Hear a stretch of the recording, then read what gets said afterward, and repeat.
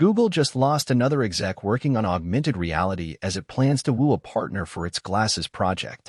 Google has lost another key person working on its augmented reality devices, Business Insider has learned.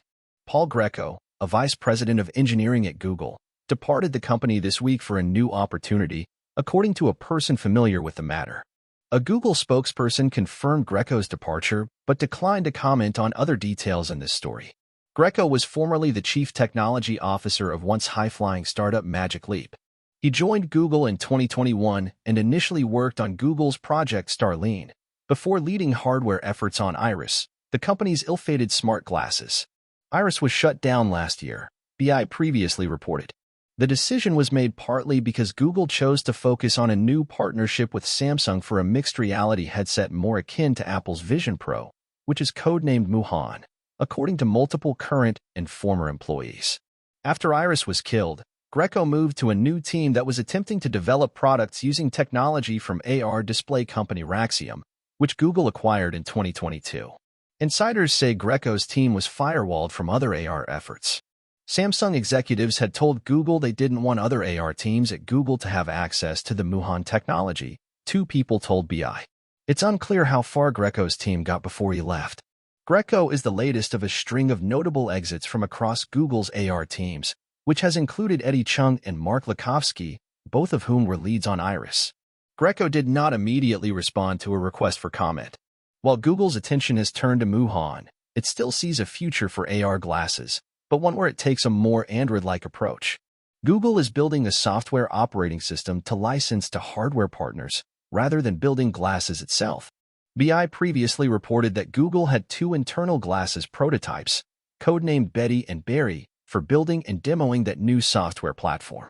It has since made even more variations for different types of AR glasses that it plans to show potential partners, according to a person familiar with the plans.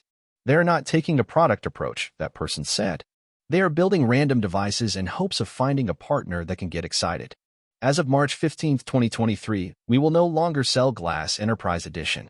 We will continue supporting Glass Enterprise Edition until September 15, 2023, the company said. The smart glasses, which allow users to display small pieces of information on a transparent screen inside the user's field of vision, were originally targeted for consumers when they were first introduced in 2013. Google stopped selling its first Glass edition, which was considered by many to be too expensive at $1,500, in January of 2015. 2 years later, Google Glass Enterprise Edition 2 was revamped for the business sector, specifically for factories and surgeons. A speedier version, with a faster Qualcomm XR1 chip, was released in 2019 for $999. Google did not reveal the reason behind its decision to discontinue the AR glasses Wednesday, as other tech companies, including Apple and Meta, developed their own smart glasses product line.